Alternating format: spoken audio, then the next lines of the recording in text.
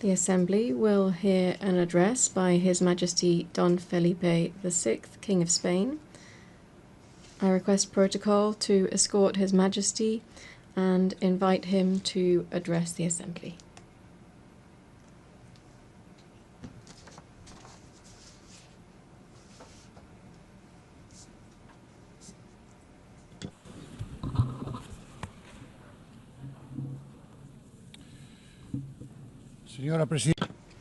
Madam President, Mr. United Nations Secretary General, heads of state and government, ambassadors, authorities, ladies and gentlemen, a very good morning to you.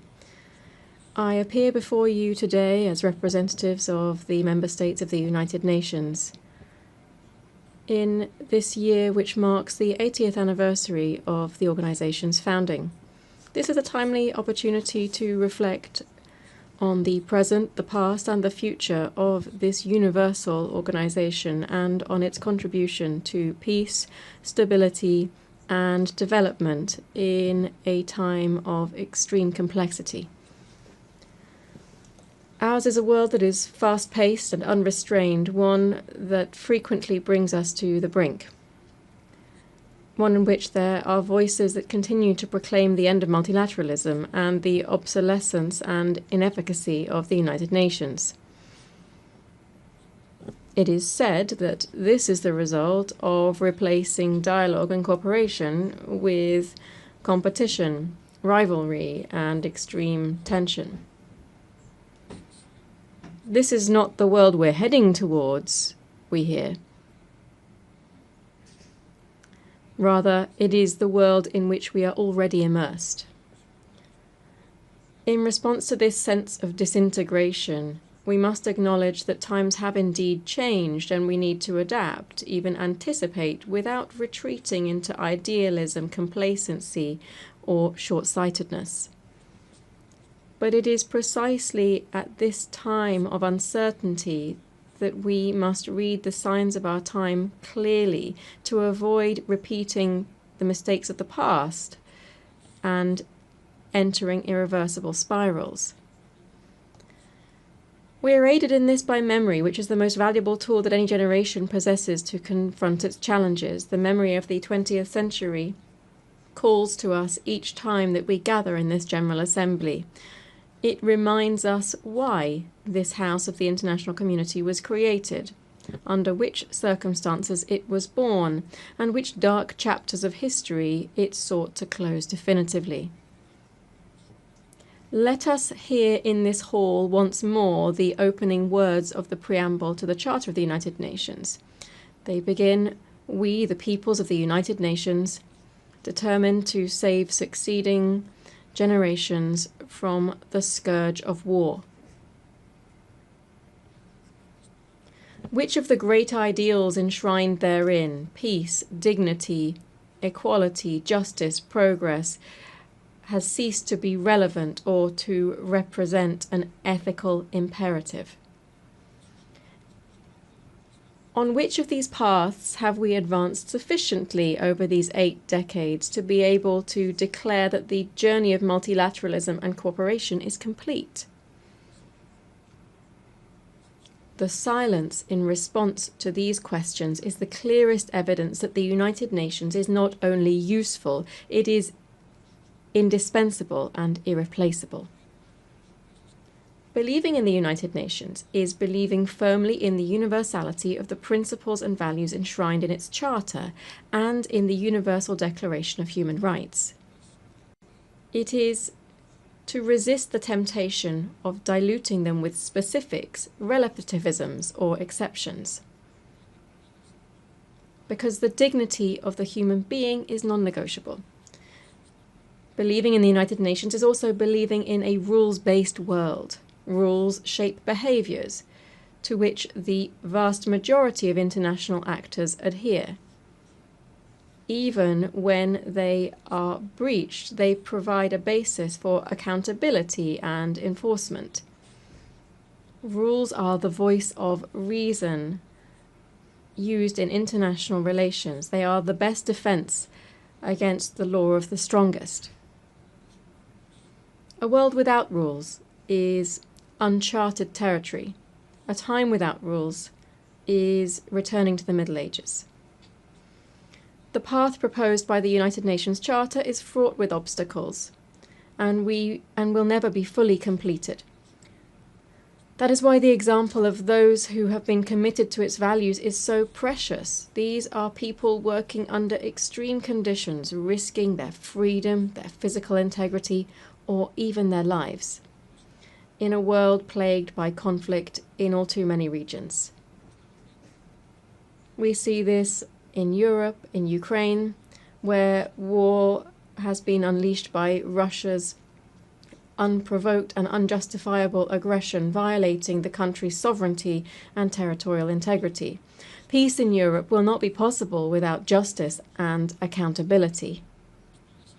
Spain will continue to support all efforts aimed at achieving a just and lasting peace, grounded in the principles of international law, respect for human rights, and accountability. We also see this in its full severity in the Middle East, in Palestine, in the Gaza Strip. We cannot remain silent or look away from the devastation, the bombings, including of hospitals, schools, and places of refuge. In light of the countless civilian deaths, famine, starvation, the forced displacement of hundreds of thousands of people. To what end? These are abhorrent acts that stand in stark contrast to everything that this forum represents. They offend human conscience and shame the entire international community.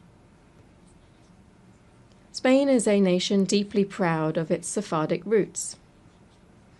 When we speak to the people of Israel, we speak to a people of brothers and sisters, a people who, when they return to Spain, to Córdoba, Toledo, Seville, Barcelona, and so many other places, come home. This was the spirit behind the 2015 law, which was passed with broad consensus, granting Spanish nationality to descendants of Sephardic Jews originally from Spain. It is for this reason, and it is so difficult for us to understand, that we are so pained by the actions of the Israeli government in Gaza. We therefore cry out, we implore, we demand, stop this massacre now.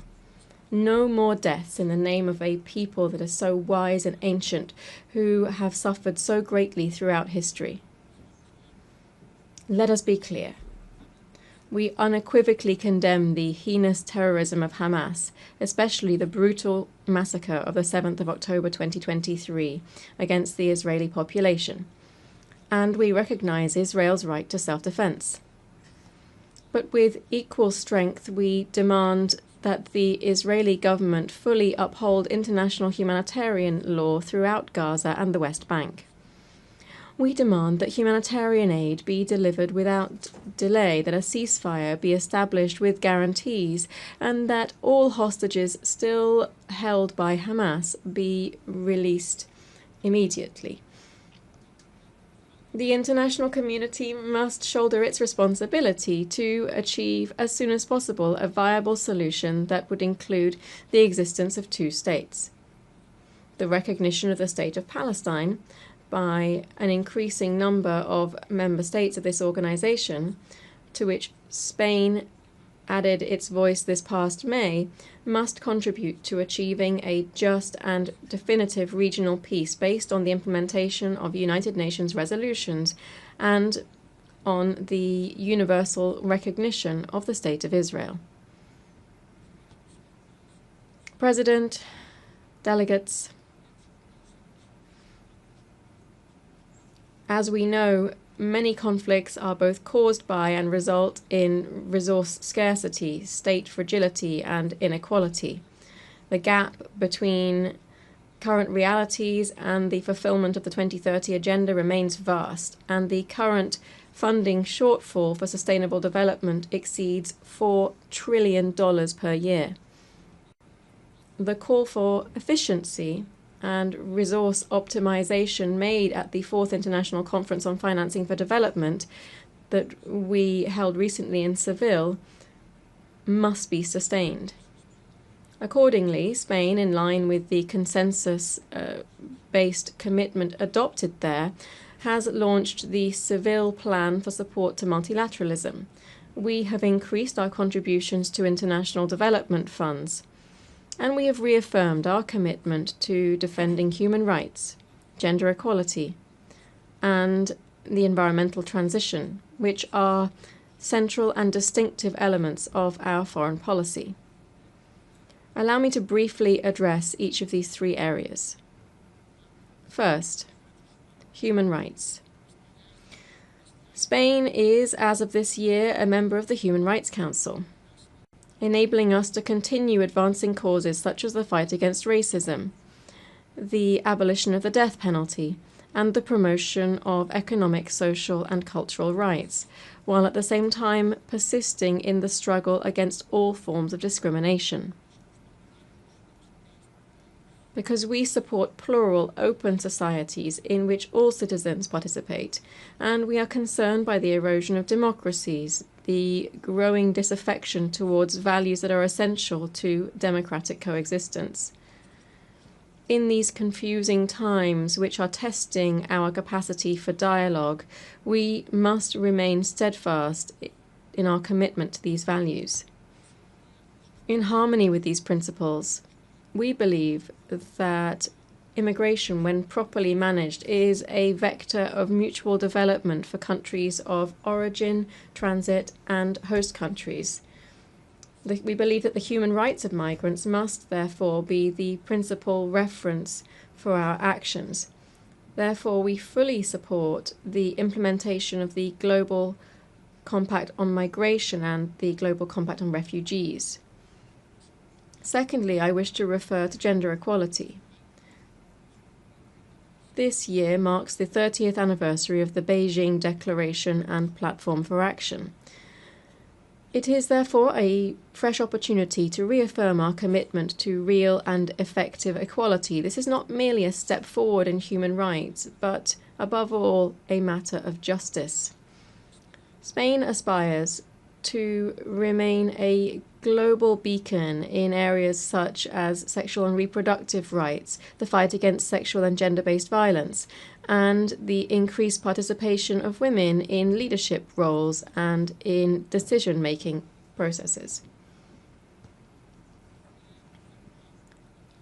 Third, the environment.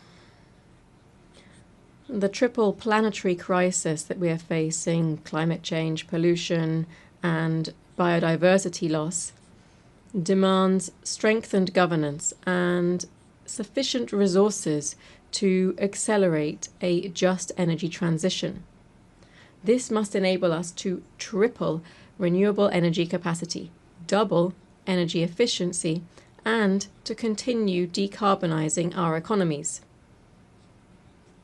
These are goals that are as ambitious as they are essential, and doubt must be completely excluded from the equation here. Spain calls for consensus and ambition ahead of COP30, which will be held in Brazil this November.